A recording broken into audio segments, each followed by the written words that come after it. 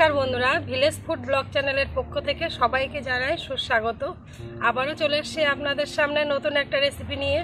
বাড়িতে হোক বা অনুষ্ঠান বাড়িতে শেষ পাতে কিন্তু আমাদের চাটনি লাগে। তো চাটনির একটা রেসিপি আমি আজকে তোমাদের সামনে শেয়ার করব, খেজুর আমশক্ত আর টমেটোর চাটনি। চলুন তাহলে কি কি লাগছে উপকরণ সেটা আমি দেখিয়ে দিই। লাগছে টমেটো, আমসত্ত্ব, খেজুর, কাজু বাদাম, কিশমিশ, পাতিলেবু, গোটা জিরে, পাঁচফোড়নের ভাজা গুঁড়ো, নুন, সাদা তেল আর লাগছে চিনি। চলে এলাম আমরা মূল রান্নায়। আর উনুনটা ধরিয়ে নিয়েছি।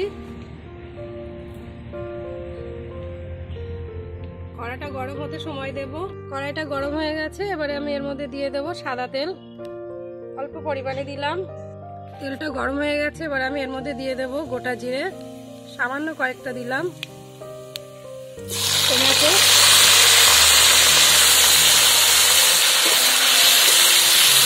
টমেটোগুলো কিন্তু আমি খোসা ছাড়িয়ে নিয়েছি, না হলে খোসাগুলো প্লাস্টিকের মতো শক্ত হয়ে থাকবে বলে টমেটো খোসা ছাড়িয়ে নিলে তাড়াতাড়ি গলে যাবে।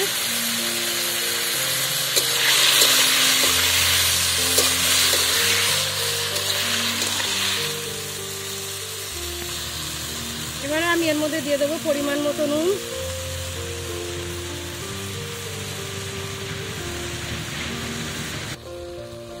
টমেটোটা সেদ্ধ হয়ে গেছে। এবার এর মধ্যে দিয়ে দেবো কিশমিশ, দিয়ে দেবো কাজু,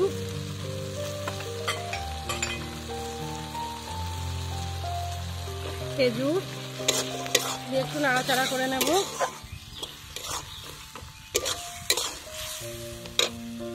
এবার এর মধ্যে দিয়ে দেবো আমসত্ত্ব,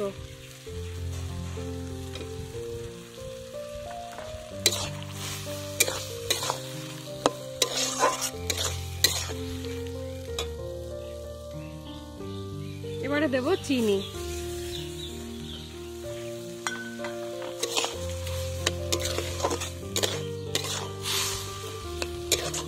আগে কিন্তু চিনিটা দিলে টমেটো সেদ্ধ হতে দেরি হতো, তাই টমেটোটা দিয়েই একটু নুন দিয়ে দিয়েছিলাম, যাতে টমেটোটা তাড়াতাড়ি সেদ্ধ হয়ে যায়।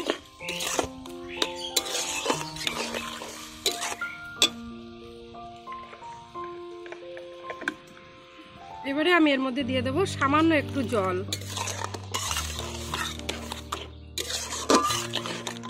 চিনিটা গলতে সময় দেব।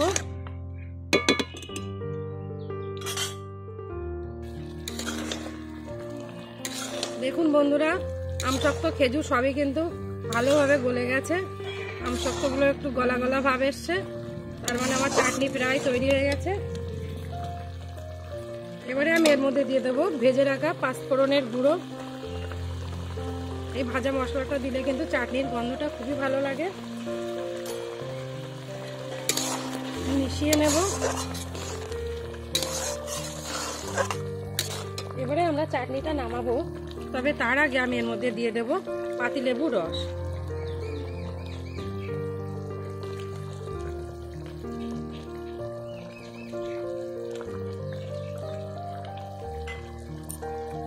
নাড়াচাড়া করে নামিয়ে নেব।